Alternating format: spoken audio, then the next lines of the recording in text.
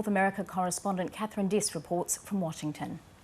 The US House of Representatives has just voted to invoke the 25th Amendment, which is a resolution calling on the Vice President Mike Pence to bring together his cabinet and vote to push ahead with invoking that amendment, which would lead to the end of Donald Trump's presidency. But as we understand, and as the Vice President has said previously, he does not support going down that path, which means that what we've seen play out in the House of Representatives is unlikely to go anywhere towards actually unseating the president from office, which is why we expect Democrats to, as early as tomorrow, move ahead with an article of impeachment under the banner of incitement of insurrection. That resolution has already been introduced into the House, and they would simply be moving ahead with voting to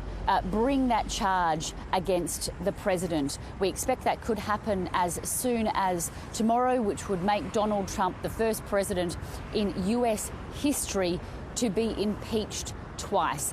And of course, this relates to him allegedly encouraging or inciting that angry mob we saw descend on the Congress building last week. It also refers to the president pressuring authorities in Georgia to find votes to overturn the result there in his favour.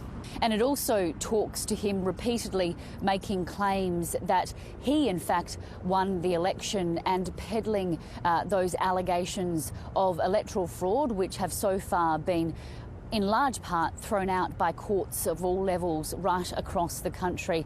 And as all of this plays out in this truly unprecedented week here in the nation's capital, Washington DC is going into effective lockdown as authorities prepare for Joe Biden's inauguration next week.